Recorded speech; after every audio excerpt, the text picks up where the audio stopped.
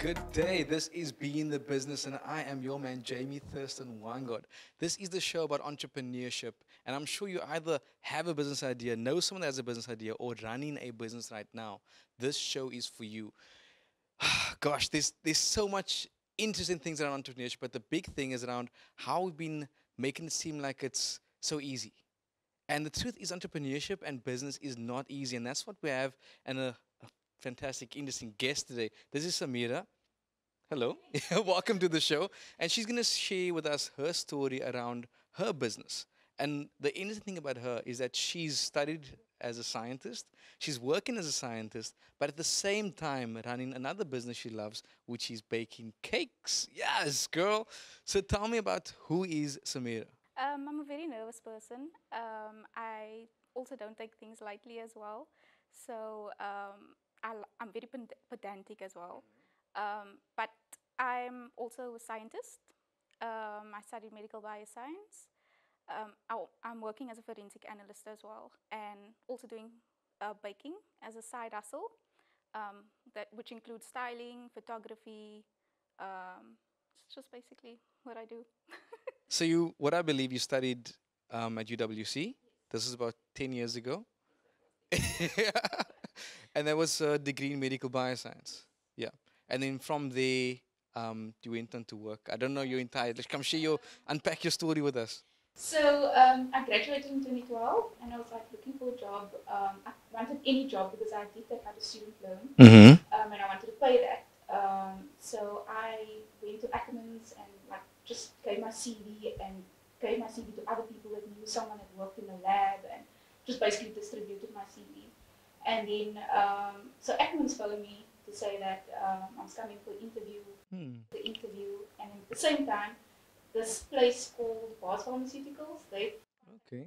asked me to come for an interview, which I did. And then at the same time, both of the jobs wanted me, and I was like, Girl. overwhelming. But obviously, I took the lab work because I wanted to be Mm-hmm. working there, and I was working as a microbiologist because I have that experience. Because I did do medical bioscience with microbiology. Mm-hmm. Mm-hmm. Nice. So now I want to ask then, why cakes? Where did that come from? Well, I actually love art. Mm-hmm. I wanted to express myself with art. So I thought, what is the best way to express yourself with art? Just baking, because baking is actually art. Yeah. And I love to create these things with buttercream icing and everything else, like fondant and everything. I just want to create something magical.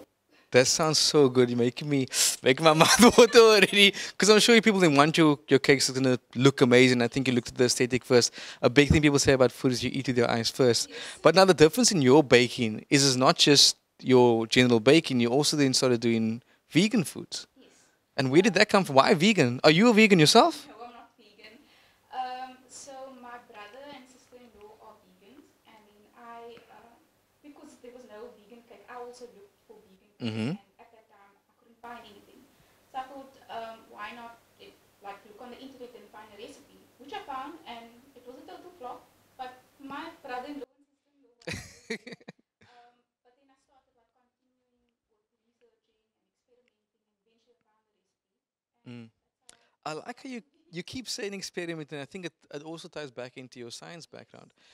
Yeah, and what I like about this, and I think in any business, people often work in a certain career or they studied a certain thing, but then they end up doing something else that's more passion based. But you can always apply what you've learned through the years into the passion.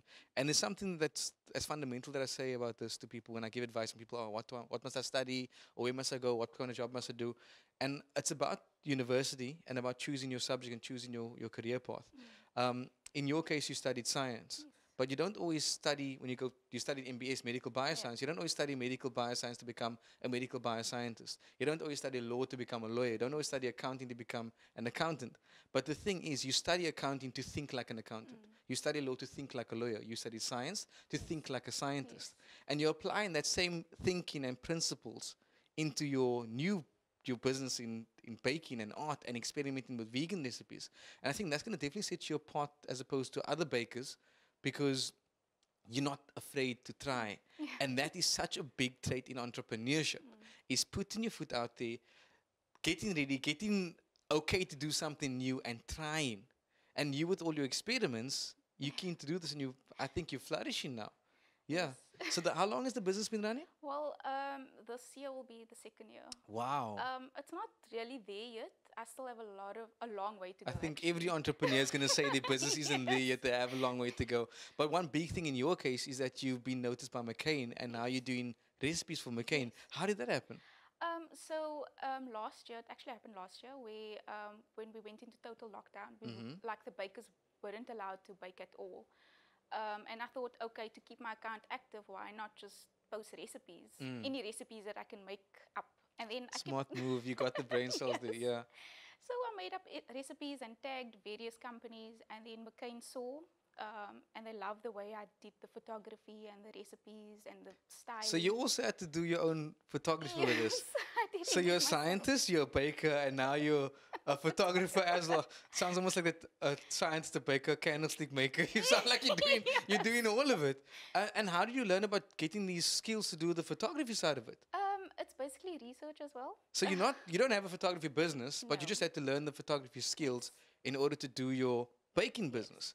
And that's also this thing of entrepreneurs that you have to do it all.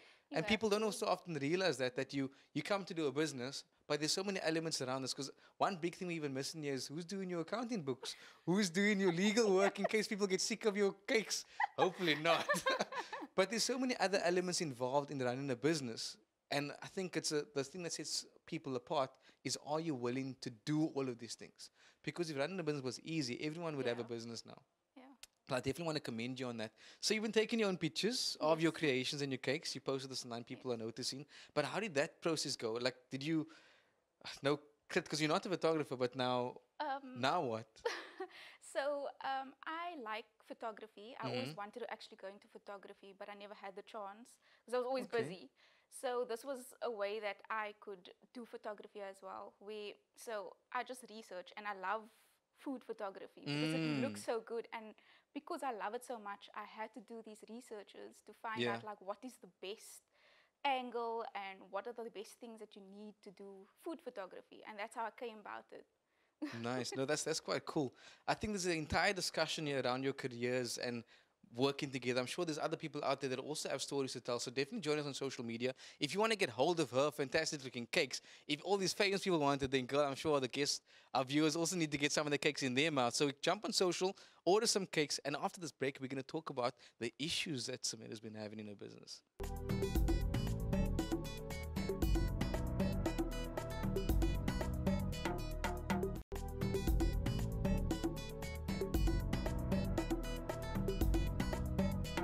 Welcome back to Be in the Business. This is a show about entrepreneurship, and we're going to continue our discussion with Sameerah, who is a scientist at heart, but also went into start a new business. I can't say new; it's been running for 2 years already in baking, and that's quite the contrast. But now I want to unpack the issues that you might have been facing, Sameerah, in your business. As how do you juggle a main hustle, as in a full-time job, with a side hustle of baking and photography and managing this business and all of these other things? Because I know what a usual person does. They are already tired from that 9 to 5. Yeah, you're coming home and you're still doing more. First, I want to know why. Is it just a case of the passion for it? Because you could have just chose not to do it and you could have just done your day job. But this whole thing of juggling both, what's the deal? Tell me, spill the tea here. What's going on? So I have a time schedule where I will work the morning and be a baker at night. So I bake all my cakes at night, and that's how I juggle the 2 times, so I can manage them. Hectic. But it is very tiring because I do actually, when I want to get home, I just want to relax, but then I realize I have orders.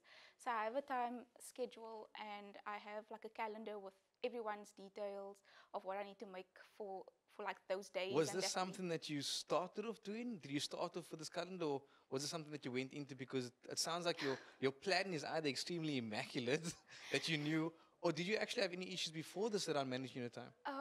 Not really. Like I'm actually a very organized person, so I actually have a list that I do every day. Like with anything, there's a checklist that I check every time Nice. to make sure Take I've note. done If you want everything. to be on point, you need to make the checklist. that's basically what I do. Like you need to have a checklist to make sure everything is going to plan. Otherwise, you're gonna have someone that you need to bake a cake for this day, and then you didn't add that to your calendar, Yeah. and then you're like, and the But person then what's comes that about? Do people then place orders from you? Because I'm sure sometimes with cakes, I know if it's a big deal like a birthday or wedding, people can place, they know I'm getting married on this day, so they can place order before the time. But some people might just feel like, let's for cupcakes. Now what? Do you just have available, or is it only by order? Or is that how you're juggling these things? So it's basically by order. I don't do last minute orders because I do have a full-time job, so I can't do last And minute you actually tell the orders. people, sorry, no last minute Yes. orders. Yes, I Okay. do. Yes. That's how do customers feel about that? Like, Um, like I guess they must just accept it. But then, have you had any situations where a customer just expects you to bake it? Because in a lot of people's minds, you're offering a service, and it's almost like you're saying, "I don't want your business. I don't want your money."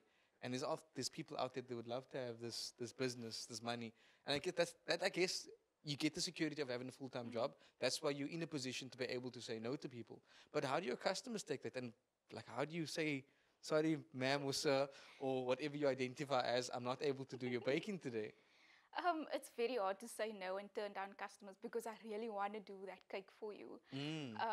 But I can't take that load. So normally customers, I'll tell them I'm sorry, but you have to give me at least a week's notice for all your orders. And they usually like understand. They do apologize, most of them do apologize for ordering last They minute. apologize to you. Yes, Okay. but I'm like, it's not your fault. I'm just apologizing on my part. So that's just basically, I just will be nice to them and, tell them that this is the reason why I can't do it because I have a full-time job. And they usually understand. No, that's cool. Sticking to your policies, and Yes. that's a very interesting thing that people need to be able to do as entrepreneurs. Sometimes people also want to run after the money, and you run after doing too many clients, and you actually overwork yourself. Yes. And you can't even you're not even able to deliver because you've been overworking yourself. And on the topic of overworking, what's it like in your daytime job then? Because if you're baking at night, you're not getting your sleep time. You're also a married woman, and you might have to do your wifely duties, just chilling with your husband or even with the rest of your family. Are you able to partition that aside? Because it's not just that you can't during the day or you're at work during the day or if you're working from home, but you're also now preoccupied in the kitchen. Is your family working with you in the kitchen, or are they just your taste testers? Not really. I actually like to work on my own because I'm in my own space, in my own time frame, and my own creativity. So I don't actually like anyone around me Oh in gosh. the kitchen. So about the work, I am working like full time, and it's very hectic working, especially in forensics.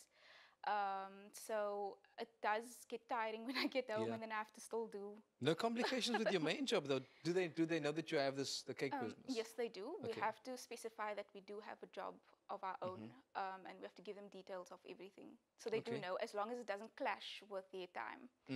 That's why I said like time And management. you're not coming back tired to work because if you've been baking all night, like it is a big order, I guess you just know how to manage Yes. your time. Yes. So No, it sure thing. depends on the order and the time. So usually it's just basically time management. No. I want to also ask about the vegan side of things. And you're making vegan cakes. And how are people, your non-vegans or even your other vegans, experiencing things around your vegan cakes? They actually love it. Like even the non-vegans, they absolutely love it. They so surprised. They can't believe that this tastes like normal cake because they even told me like, how can this cake like taste the same without eggs and milk? I don't know, can you explain that? Because I'm even lost. Like, how do you make a cake without the fundamentals of a cake? Because in the case of being a vegan, that's no animal products, so Yes. no milk, no eggs. Okay, flour and sugar is all Yes. plant-based. But then, what is your substitute for your milk and eggs, or what are you using? Well, that's a secret. Oh, You have to okay, taste it. Okay. No, so all the vegans out there, and even the non-vegans, should then give your cakes a try. I'm Yes. definitely keen to taste out how your cakes Yes, taste, and then you maybe also should. look at comparing this to a conventional cake. Yes. Because I feel like if we do all go plant-based, does it work out cheaper? Does it work out healthier? What's the situation around vegan?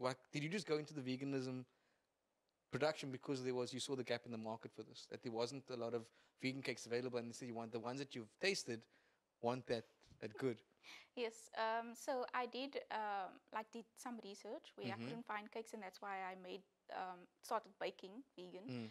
Mm. There is place for vegan cakes and baking, and I also love it because I love the fact that people get so excited to taste this vegan cake, and they're like so surprised because they expect it to taste like broccoli Yeah. or veggies or something, but it doesn't. It tastes like cake. You wouldn't even tell the difference. Nice, nice. I think all the vegans out there, they should get in touch with you. And if there are any other people that might have similar issues around juggling your time, juggling your full-time job and your part-time job or your side hustle, jump onto socials, engage with us, share your story with us as well. I'm sure Sameerah will be able to comment, and I'll even add some comment to that, and other people can engage. But then after the break, we want to find out more tips and tricks from Sameerah of how do you manage your business and your side hustle. Thanks.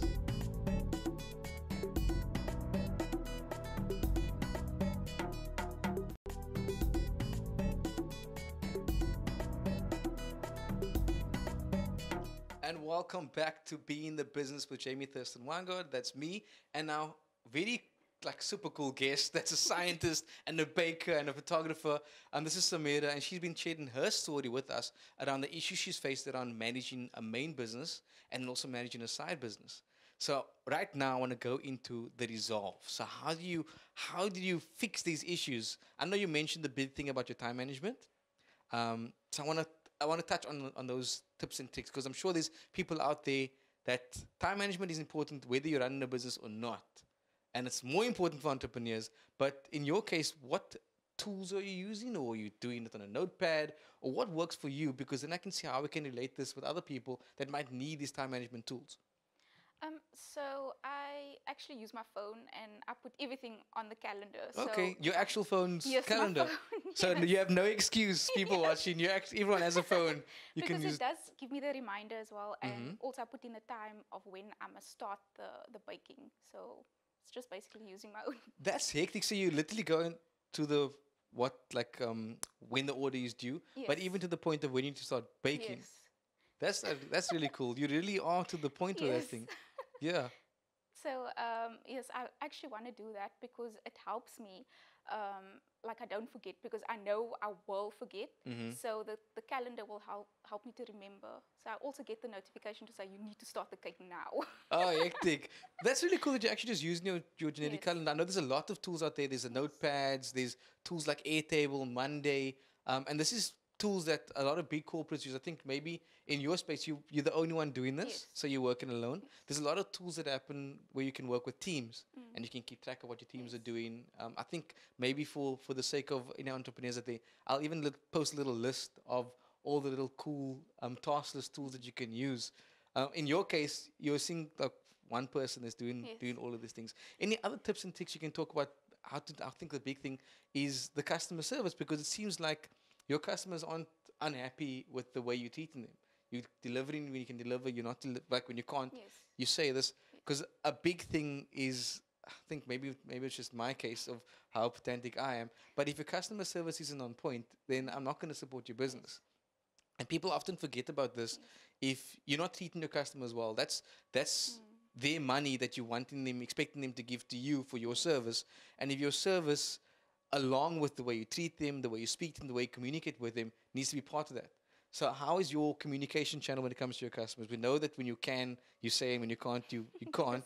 But then in the entire delivery system with that, from walk me through placing an order to delivering an order.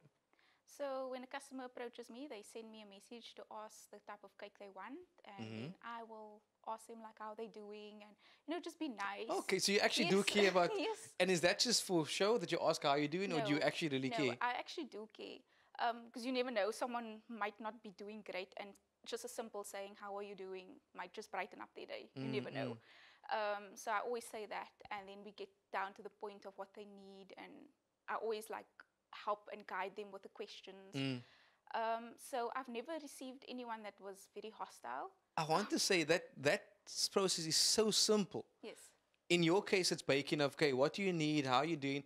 But that simple process of understanding your client's needs is the basics for any type of entrepreneurship, any business. Someone can come to you for any business, and the first thing is, first understand the needs, because you're not trying to push whatever you're doing down their throat, even though you physically are making cake and it's going to go down your throat.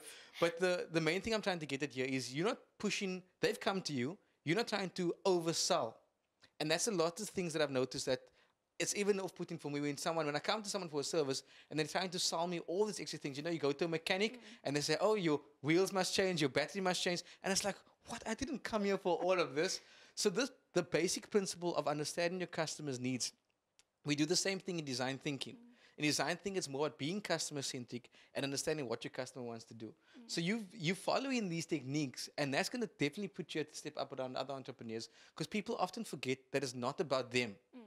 Me making my business and selling my cakes and doing my things, whatever I do, is not about me trying to push something onto my client. Your first thing is understand them. And I think that's a really big and valid point. That's why you're so successful. So now you understand the needs. You've checked what they're doing. Okay, what's the next step from there? And then they will just place an order. So I'll give them a quote of what they actually wanted. Sometimes I'll guide them in case they're not How's that sure. quote process like? How do you set your prices with this? Because there's a lot of creativity that goes into what you're doing. And how are you pricing your creativity?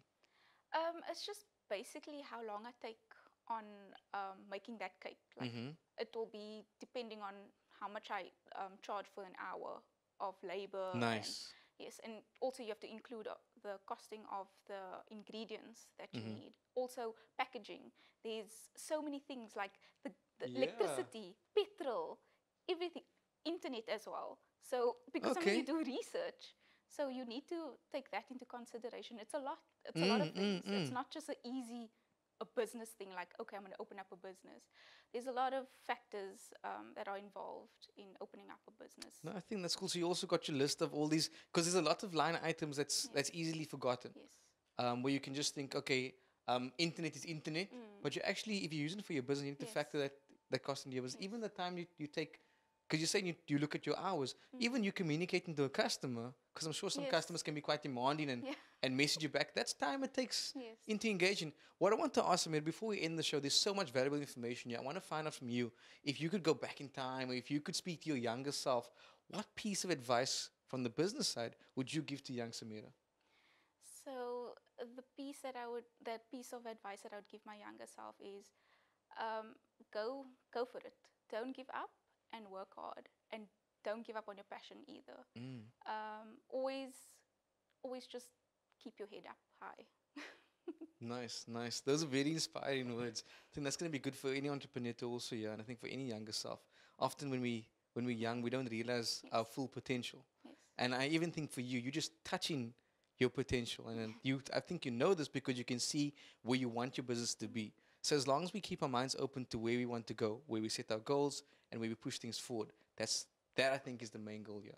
So I think from all the viewers out there as well, jump onto social media, go follow. What's your page's name as well? My page's name is Sugary Baked Goodness. Nice. We're going to have it at the bottom of the screen as well, because you're definitely going to go follow her. I'm definitely keen to taste your vegan bakes. I'm excited. And for all the other vegan people out there, maybe people want to just try some vegan food, definitely order some cakes from Sameerah. I think your journey's been very interesting. Your hustle's been interesting. Your managing things have been interesting. And I definitely see you going far. Thank you so much for joining us on the show. Thank you for having me. It's been a pleasure. And to everyone else out there, join us next week as well on Be in the Business.